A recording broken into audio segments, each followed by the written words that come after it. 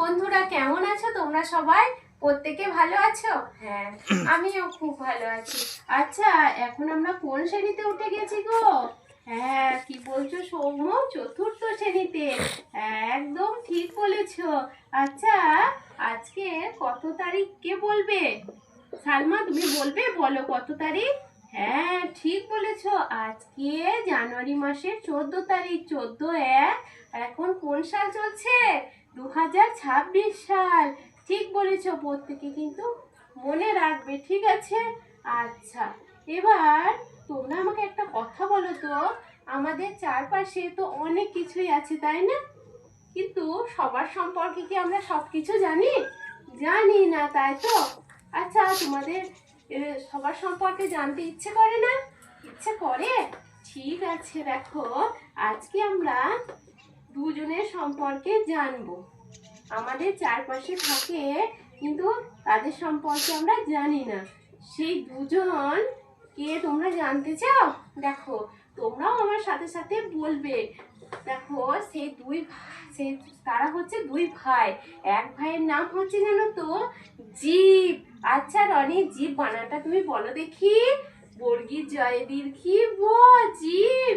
বাহ, very good, ঠিক বলেছো। আর এক ভাইয়ের নাম হচ্ছে, জানো তো, জড়ো।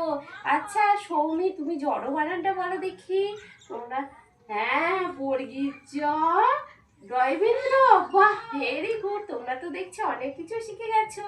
ঠিক আছে, চলো এবার আমরা এই দুই ভাইয়ের সম্পর্কে একটা মজার গল্প শুনবো। ঠিক আছে, তোমরা কিন্তু গল্পটা মন দিয়ে শুনবে, জানো তো। একটু দেখো, তুমি ধরো মনে করলে যে পড়ার টেবিলে কি করেছো, তুমি বই রেখেছো। এবার তুমি যখন বইটা পড়বে বলে আনতে গেলে, তখন দেখলে বইয়ের উপরে, দেখো তো আমি এটা কিসের ছবি আঁকছি। যদিও আমি খুব একটা ভালো ছবি আঁকতে পারি না, তাও চেষ্টা করছি। এটা কিসের ছবি দেখো দেখি। হ্যাঁ, আরশোলার ছবি, তাই তো? দেখলে বইয়ের উপর একটা আরশোলা বসে আছে। আর তুমি যখন আনতে গেলে, তখন আরশোলাটা কি করলো, ভয়ে পালিয়ে গেল, তাই তো? কিন্তু তুমিও ছুটে মায়ের কাছে চলে গেলে।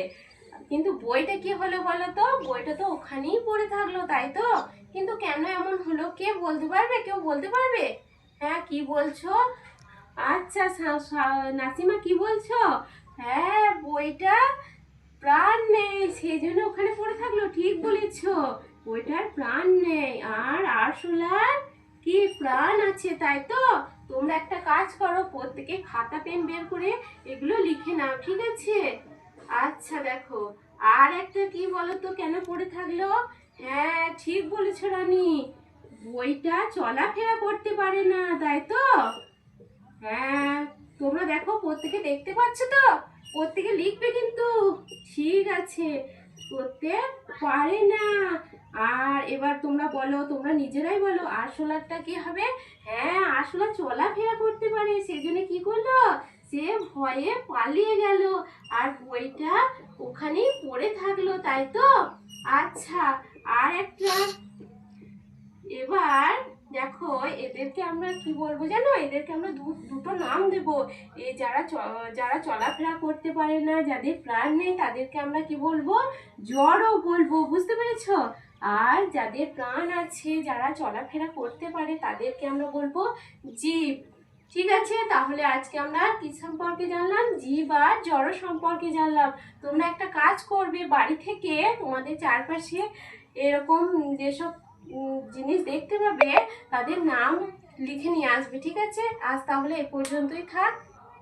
দিদিভাইয়ের পড়ানোটা যথেষ্টই ভালো হয়েছে। তারপরেও দিদিভাইকে এবং তোমাদের সকলকে আমি জানাতে চাইব, জীব এবং জড় অধ্যায়টি যদি ডেমো হিসাবে উপস্থাপন করতে হয়, তাহলে এভাবে না করে একটু অন্যভাবে চিন্তা আমাদের করতে হবে। সেক্ষেত্রে সময় অনেক কম লাগবে এবং আরও বেশি তথ্য উপস্থাপন করা যাবে, স্বাভাবিকভাবেই নম্বরটা বেশি পাওয়া যাবে। সেটা কিভাবে করা যেতে পারে? আজ কত তারিখ, কোন ক্লাস, এই সমস্ত যখন তুমি লিখছো, তখন বাচ্চাদের কাছে এত প্রশ্ন করে সময় নষ্ট করার কোনো অর্থ নেই। তোমাকে এই কাজগুলো করতে হবে কিন্তু পড়ানোর মাঝেই। গুড মর্নিং বাচ্চারা, গুড মর্নিং বন্ধুরা, যা তুমি বলতে পারো। তারপরেই তোমাকে এদিকে বোর্ডের ওই কাজগুলো সারতে থাকতে হবে, অন্যদিকে অ্যাক্টিং করতে হবে।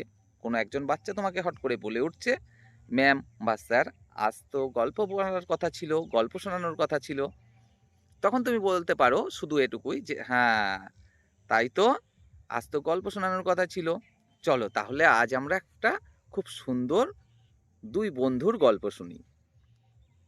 আর এই দুই বন্ধুটা হলো কিন্তু জীব এবং জড়, যেটা আগে তোমাকে বলা যাবে না। জীব এবং জড়র যে বৈশিষ্ট্যগুলো আমরা সকলেই জানি আশা করি। জীবের জীবন আছে, জড়র জীবন নেই, জীব চলতে পারে, জড় চলতে পারে না, জীবের বংশবিস্তার আছে, জড়র বংশবিস্তার নেই, জীবের মৃত্যু আছে, জড়র মৃত্যু নেই। এই যে টোটাল যে বিষয়গুলো, এইগুলো যেন তুমি আলোচনা করতে পারো নিজের গল্পের এবং কিছু প্রশ্নের মাধ্যমে। বাচ্চাদেরকে কিছু তোমাকে প্রশ্নও করতে হবে, শুধু যে তুমি গল্পটা করেই গেলে এমনটা করলে চলবে না। তুমি কিছুটা গল্প করে কিছু বিষয় তুমি উপস্থাপন করে দেবে, আবার কিছু বিষয় বাচ্চাদের কাছে তোমাকে প্রশ্ন করতে হবে যে এটা কেন, ওটা কেন, এরকম। তো সেইভাবে তোমাকে উপস্থাপন করতে হবে, তাতে করে জীব এবং জড় সম্পর্কে পুরো বিষয়টা বাচ্চারা জানতে পারবে।